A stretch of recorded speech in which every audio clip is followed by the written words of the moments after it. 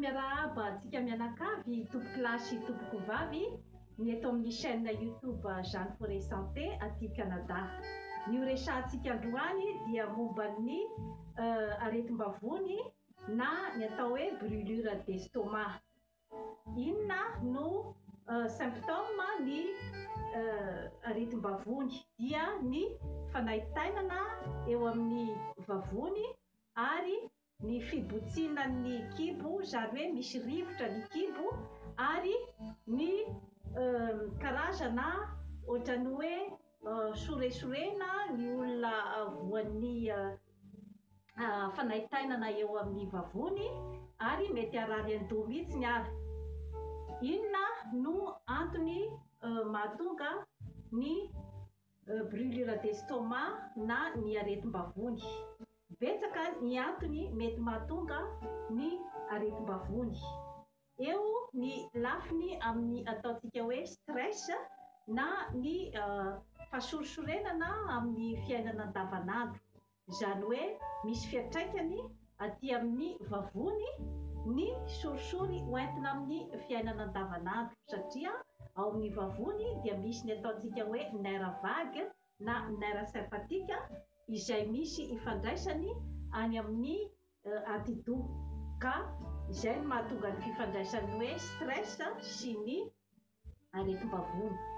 Misy koa izy io efa héréditaire, misy koa avy amin'ny sakafo, ohatra hoe ny sakafo betsaka épice, ny sakafo diso makirana be loatra, misy koa zany ny vokatra avy amin'ny fifohana sigara, ny fisotroana toaka. Izany rehetrarehetra izany dia mety miteraka ny aretim-bavony. Inona no mety ho fitaran'ny aretim-bavony? Ny mety ho fitarany zany dia mety hiteraka ny atao hoe ulcère gastrique na ilay fery izay mihotrika ao anatin'ny vavony, ka rehefa miombo ny aretina dia mety miteraka rà miandrona ao anatin'ny vavony izany, ary mahatonga ny olona mandôra na koa hoe mivoaka avy any amin'ny tay, ataontsika amin'ny fitenenana hoe mangery rà, ary mety koa zany hitondra juskany amin'ny homamiadan'ny vavony izany na ny cancer de l'estomac.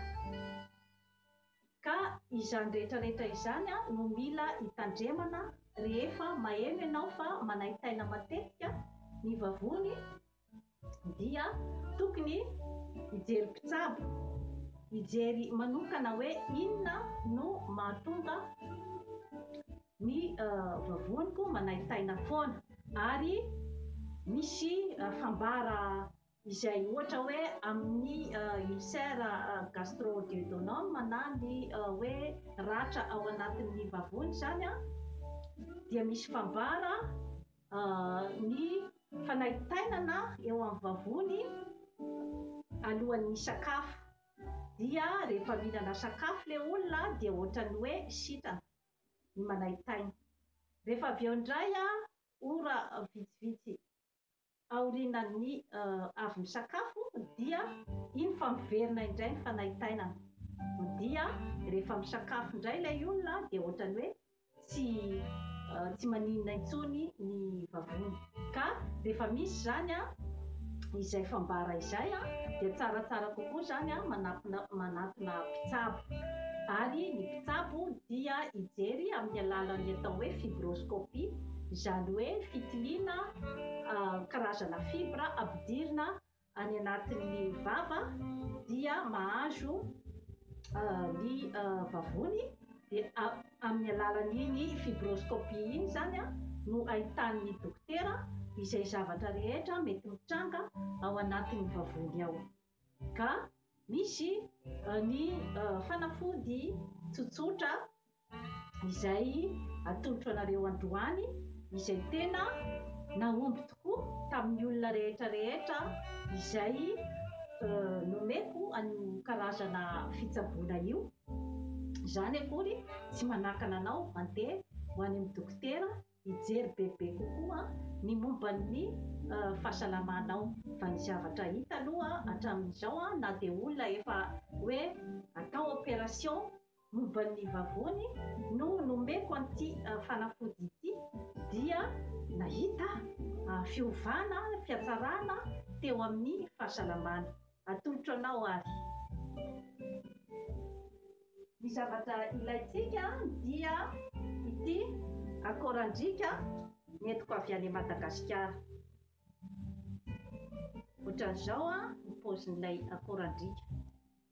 Misy maintimainty eo amin'ny afovoan'ilay akorandrika. Dia apetrako atao anatin'ny tasy iray.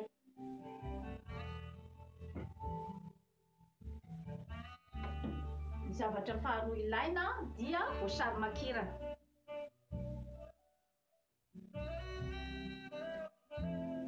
Tapahantsika anankiroa ny voasary makirana.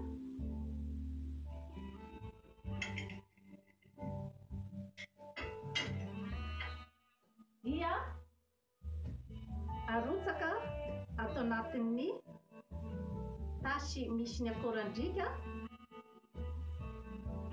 ny voasary makirana.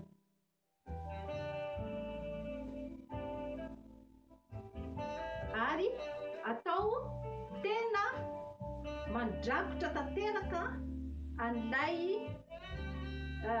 akorandrika ny ranom-boasary makirana. Ohatr'izao zany, tena mandrakotra tanteraka mihitsy ny akorandrika. Dia amin'ny alina no anaovana azy. Zany hoe avela milona mandritry ny alina zany ity akorandrika sy voasary makirana ity.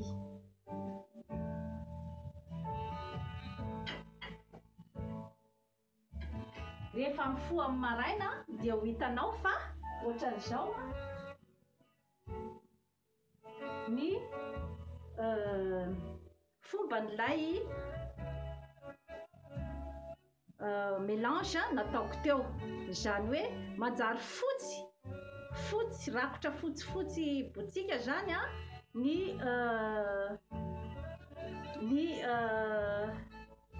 voasary makirana teo, ny ranom-boasary makirana teo mivadika fotsy, satria ny antony dia ilay calcium nandrakotra ny akorandrika teo zany dia niala avokoa tamin'ny alalan'ny ilay ranom-boasary makirana nandomana azy. Dia ohatran'izao no endrik'ilay akorandrika rehefa amin'ny maraina. Zany hoe tena mainty tanteraka ny eo afovoany. Ka ity zany dia sotroina tanteraka, zany hoe mbola tsy misakafo ianao zany, dia sotroina tanteraka zany ity mélange ity rehefa amin'ny maraina vao mifoha. Dia ataonao mandritry ny herinandro 7 andro izay fitsaboana izay, dia ho hitanao ny tombotsoa ho azonao amin'izay, fa ho sitrana ny manaitaina amin'ny vavony. Ka dia miangavy ianao tompoky lahy sy tompoky vavy mba hanoratra aty amiko amin'ny témoignage izay hitanareo rehefa nanandrana ity zavatra ity. Ato amiko moa dia misy amidy ity akorandrika ity. Ho an'ny any Madagasikara moa dia amidy any an-tsena izy io amin'ny mpivarotra zava-maitso manasitrana ireny. Manan-karena Madagasikara amin'ny resaka fitsaboana amin'ny alalan'ny zava-maitso. Ny fitsaboana hafa izay manaraka ireo fombafomba rehetra ireo, na hoe manatona mpitsabo ianao dia jereny manokana ataony ny fitiliana rehetrarehetra, meny fanafody ianao dia mbola afaka miaraka amin'ny fitsaboana ataon'ny dokotera zany ity fitsaboana izay natoroko anareo teo ity. Ary ankoatran'izay dia misy koa zany ny fitaizam-batana izay tokony ataon'ny olona marary vavony, satria ny aretim-bavony dia karazana aretina mitaiza. Izany hoe mila mihitsy ny olona izay voan'ny aretim-bavony mitaiza vatana sy saina sy fanahy, satria iray ihany io amin'ny olombelona iray. Ka eo ny fiadiana amin'ny atao hoe sorisorin-tsaina amin'ny alalan'ny ataontsika hoe méditation, izay efa misy méthode respiration efa natolotro teto amin'ny YouTube Jeanne Forêt Santé. Misy koa ny fanatanjahantena, ny danse aérobika izay efa natolotro ihany koa teto amin'ny fandaharana YouTube. Ary ireo karazana sakafo izay maivamaivana ho an'ny vavony no tokony hohanina. Izany hoe ny tena mandrangitra ny vavony ohatra dia ny chocolat, ny atody, ny tsaramaso maina, ny henan'omby, ny toaka, ny sigara. Ireo zany dia tena mandrangitra ny vavony ary mahatonga azy hihetsika, satria misy karazana ataontsika hoe asida miakatra ao anatin'ny vavony izay miteraka fanaitainana ho an'ny olona izay voan'ny aretim-bavony. Ka ireo karazana fitaizam-batana ireo zany dia tsaratsara kokoa manao an'io ny olona iray amin'ny mandritry ny androm-piainany, miaraka amin'ny fitsaboana izay atao azy. Fa sanatria kory hoe rehefa misy ny fitsaboana dia iverina hisotro toaka indray, iverina hifoka sigara indray, satria manasarotra ny fitsaboana zany. Ary manarak'izany moa dia ny olona marary vavony koa dia tokony ho tony foana ny sainy. Ireo sakafo izay tsaratsara kokoa ngamba zany ho an'ny olona marary vavony dia ohatra ny hoe ny ovy, eo koa ny dité ataontsika hoe camomille, eo ihany koa ny vary izay tokony atao maivamaivana, ohatra hoe vary sosoa, lasopy, soupe de légumes, ohatran'izay zany no tsara hohanina matetika ho an'ny olona izay marary vavony. Mbola hidirantsika lalindalina moa zany eto ny sakafo izay tokony ho an'ny olona marary vavony. Dia toy izay indray zany tompoko lahy sy tompoko vavy no azo natolotra anareo androany amin'ny momban'ny aretim-bavony.